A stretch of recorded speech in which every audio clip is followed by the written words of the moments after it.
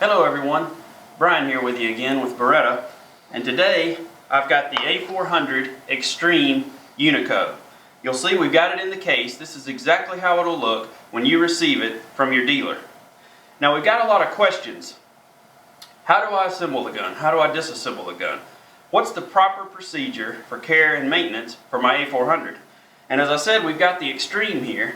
This will apply for any A400 that you might have. So whether you've got the light, the Unico, the Xcel, or the Xtreme, any of this process that I will describe today, take the gun apart, put it back together, care and maintenance will apply to any of the new A400 semi-automatic shotguns from Beretta. It's important to remember that before handling any firearm, we always check to make sure the weapon's unloaded, so we'll check and make sure that everything's unloaded, check to make sure the safety's on, and then also make sure that the gun is always pointed in a safe direction. You'll see here inside the case that every Xtreme comes with 2 choke tubes. This is our optimal bore HP choke tube system, so it's an extra long choke tube for improved pattern performance. There's also another choke tube in the barrel for a total of 3 choke tubes. There's a length of pull spacer. This length of pull spacer is pretty cool because what it does, right back here, the end of the buttstock, between the recoil pad, this is the micro core recoil pad, and then you'll see there's a black section here. This is a spacer. This is the 1/2 inch spacer that's installed now. This included in the box is a 1 inch spacer. Also there'll be a little plastic bag. This is a kit. This adjusts the drop or the cast of the gun. So basically it will adjust this stock, and the way you look down the stock, it will either cant down or up to adjust to the way your eye looks down the barrel of the gun. That's important for good shooting, and you need to make sure that you read the owner's manual, adjust the gun, and then you can have it personalized to your shooting preference. That's a characteristic of all the A400s. They're all adjustable so that you can shoot to where you're most comfortable. It's important in shotgunning. Also, we've got a thing of gun oil in here that helps with the cleaning and maintenance, which we'll describe later on. So what we're going to do first, take the gun out. This is called the 4-end cap. So you twist that and take it off. Now some of you familiar with our different system know that this is basically a system of threads on other guns, and you have to twist and twist and twist until it comes off. This is exclusive to the A400 Xtreme. It's the B-lock cap that makes removal and disassembly very easy. It's locked on, you can hear it click. To get it off, you just turn it 60 degrees, remove it, and it's ready to go. So we'll sit that on the inside of the case here. It's a good part to store all the stuff that you're taking apart. This is the 4-end. It comes off right after you take off the B-lock cap. Now what we'll do is take the bolt handle out. Now the bolt handle has to be taken out by pushing in the front of the bolt face. You line up a little window that you can see through here in the operating handle in the bolt, and then pop that right out. So that comes out. We'll set it aside up here in the top of the case. Then you can pull out your entire action bar assembly with your bolt body. So now that we've got that out, we can set that aside here. Now if you want to further disassemble your bolt body, what we'll do, see we've got the new cleaning case here. I've got in the cleaning case basic paper clip. You can take a paper clip, unfold it, and then you have a little pin on the end of it there. You can use anything that has this diameter. What we're going to do is put our thumb over the firing pin here. See that the firing pin has got spring activation. You want to cover that up and hold that in. Now what we're going to do is take the paper clip, push the firing pin retaining pin out the bottom. It'll come out the bottom, so there you've got your firing pin retaining pin. Set that aside with our bolt handle, and then we'll let our firing pin come out the back of the bolt assembly. So you've got a firing pin and a firing pin spring. It's important to keep those two pieces together. Sometimes if you take the firing pin out, the spring will stay inside the bolt. You need to make sure both of those pieces come out. Go ahead and put them together. Set that aside. Okay. Now what you'll have is your bolt cam pin. You can see that pin that moves back and forth in the bolt. That's your bolt cam pin. That will actually come out when you turn this upside down. Okay, take that, set that aside with our other parts over here, and then we've got our bolt head assembly. So now this is completely disassembled. You can see it's very easy to do. I took a simple paper clip and took it apart. now that we've got our bolt assembly out and our subcomponents taken out of our bolt, what we're going to do is we'll drop the trigger plate assembly out. And that's just this assembly here with your carrier and your trigger and your safety and everything. You might say, well, how often do I need to take that out? At the course of, over the course of a season, if you've been shooting a lot, it's been a good season, you've shot a couple of outings, sometimes some powder will get down in there, especially if you're waterfowl hunting and it's wet or humid, or if you drop the gun in the water, in the swamp or whatever, then you need to take your trigger assembly out and clean that. You can blow it out with some compressed air and just make sure all those components are working properly. So what we'll do, and you could take a punch or pin punch or something and knock that pin out. That pin is right here. You'll see right above the safety there's one pin that goes through the receiver that holds this whole assembly in. So what we'll do is sometimes I'll just use the firing pin. You can tap it out sometimes rather easily. If it's tough to tap out, then sometimes if you've got a camo gun, a little bit of camo will get just in that little area and it'll be a little bit tough to knock out. So you might want to use just a small screwdriver or a pin punch. I've got the firing pin out, so I'll just use that and tap it out here. So we've got that. We'll set our firing pin back over here. Now, this is the pin that'll come out. We'll set that over here with just the rest of our components. Then you're going to want to press in this bolt release button right here on the side of the receiver. Press that in, and then you'll pull this out. Comes out just like that. So this is your whole trigger assembly here. We'll set that aside with the rest of our components. Now we have just the receiver, magazine tube assembly, and you can see it's easily accessible here on the inside. You can take that, you can just check it out and see if it's clean or not. If it's not, just take a rag or a wipe down, just get a little oil on it. You don't need much because you don't want this to get gummed up with oil, and we'll just swab out the inside of this, make sure it's good and clean. You'll see that there are rails basically cut into each side of the receiver. If you can get down into those rails, that's where your basically your bolt assembly travels back and forth. Your action bars here and here, they'll travel back and forth on the inside of this receiver. So those rails, you can clean those. Get those good and clean. Push this in. Clean the outside of your engagement for your bolt release. And just clean that overall. We can take that and set it back down in the case so we don't take a chance on dropping it. Now we'll take our trigger assembly unit here, and you can just wipe that down and clean it.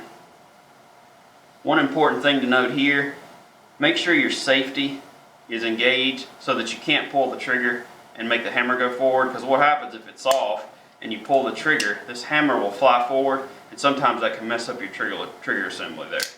So you want to make sure your safety's on, can't see any red, and you can't pull the trigger. So we'll clean all these components. As I said earlier, if it's really dirty and really nasty down in there, just spray it out with some compressed air. You can get like some compressed air that you clean out a computer keyboard with if you don't have an air compressor, or you can just use an air compressor. Probably want to put on some glasses if you're using an air compressor, because debris can blow out of there. So we'll get that clean. Set that aside, and we'll start to clean all of our individual components. So we'll just clean our bolt handle there, trigger components are clean. We'll clean our firing pin retaining pin, clean the bolt cam pin. While you're cleaning these, just note if anything has any particular buildup on it, you can clean it, you can go more in depth with it with a piece of steel wool or something and some oil if you need to. This, of course, is a new gun, so it's fairly clean. Clean our firing pin here. Clean our firing pin spring. When you're cleaning this, you'll notice that the components are all coated with a material that basically renders it corrosion proof. That's the aqua technology that goes into the building of all these guns. So especially if you're a waterfowler, that's extremely important. You want to make sure all the components are corrosion free, and they are definitely so with the Xtreme. So we'll clean the bolt head here. This is your extractor, this black piece here on the side. Just make sure that's freely working back and forth. There's a spring back in here that helps that to cam over the shell. Extract that from the chamber. Make sure that's clean. Clean all the different pieces and components here. Set that aside. And then we've got our bolt body here. Just make sure that the rails are clean. The underside of the bolt is clean here. Clean the sides here. Also, sometimes you're going to want to get down in here and clean. What you could do is just take one of your brushes. Like a 20 gauge little bore brush will work. And you can just work that down in the front here. Clean that out, any debris that might build up in there. And then follow up with a rag. You can just kind of get that, work that down into the front of the bolt there. Just clean that out. You'll see there's a spring. Basically your action spring is in here. There's no real need to take that out if you don't have any buildup in there. If you do need to take it out, what you'll do is just compress the spring to where this plastic will come over the front of this, and then it'll come off. It's a delicate process, and you want to really be careful. Make sure you're wearing some glasses and make sure that that spring's contained. You'll hold it at each end and just push that out. We don't really need to do that with this, and 9 times out of 10 that area is not going to get really dirty anyway. So we've got all that clean. Now we've got the barrel. You'll have basically the barrel tang. This is the part that fits down inside the front of the receiver. The main thing on here, this is pretty easy to clean. There's nothing really, it's basically just wiped down. You want to look inside your lug areas. That's where the bolt locks into the barrel. Make sure those are clean. If they're not, you can take a little brush or something and pick out those areas that might have some powder fouling or something built up in there. Once you get that, you wipe it off with your rag. Also, you'll notice there's the spring-loaded ejector right here. You'll see that moves back and forth.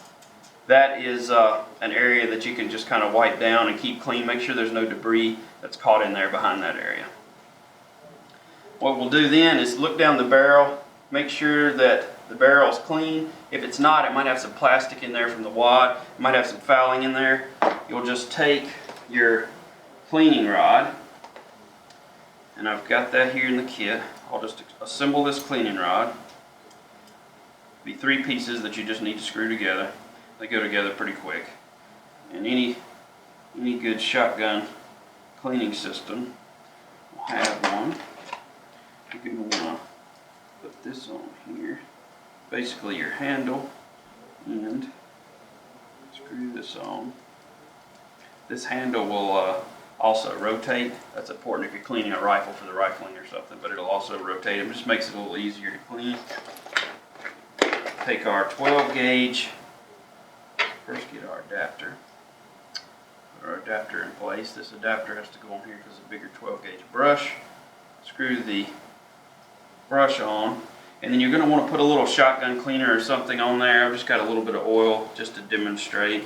If you've got some bore cleaner, you can put that on here, and we'll take that, go from the chamber end, and just run that down through the barrel. This is copper, so it doesn't scratch the barrel. You're going to want to go through till it gets to the end. See it get to the end there, you can come back with it. That'll loosen up anything that's really built up on the sides of the walls of the barrel. And then you can follow up with basically just like a cotton brush. Come back and just clean all that debris out that you loosened up. Make sure it's clean in there. Take that through several times, and you'll notice you can just hold it up to the light and see when it gets clean. It'll be shiny on the inside. While we're talking about the barrel, I want to describe the Optimabore HP. You'll see that designation on your materials and in your owner's manual. What that means is basically the barrel is overbored.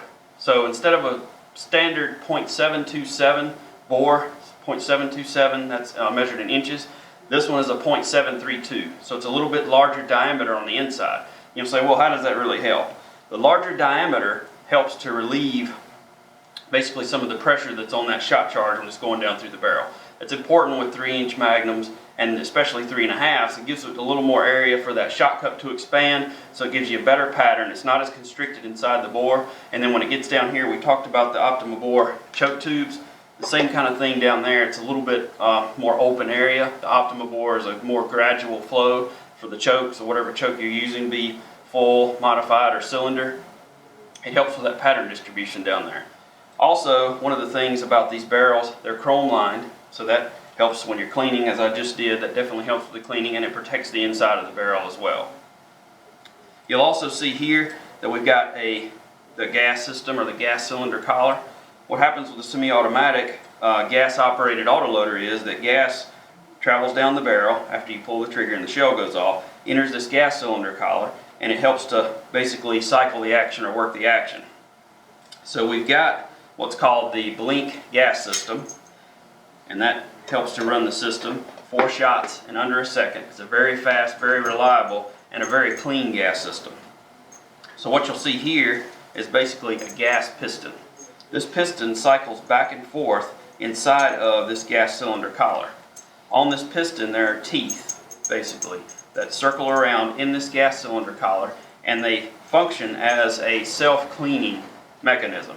So every time you shoot, this cycles back and forth. The teeth on here help to grind away the carbon deposits that build up in here, and then all those deposits are blown out the front and up through the fore end here, where you can see these vents, and out and away from the shooter and out away from the gun. So that helps to keep your system clean. What you'll do is, if you've shot a lot, you'll take this out. You'll notice it'll have some carbon deposits on it. Just take a cleaning rag, clean that off. This is your gas piston again. Also on the inside there are rings here, and they help to slide back and forth on the magazine tube here, because that's where this goes, up inside that gas cylinder collar, and they keep that system clean. Now that we've seen how to properly disassemble, clean, and maintain the A400, make sure that you follow us on Facebook, Twitter, and YouTube for all the latest information and updates. And as always, check us out on BerettaUSA.com.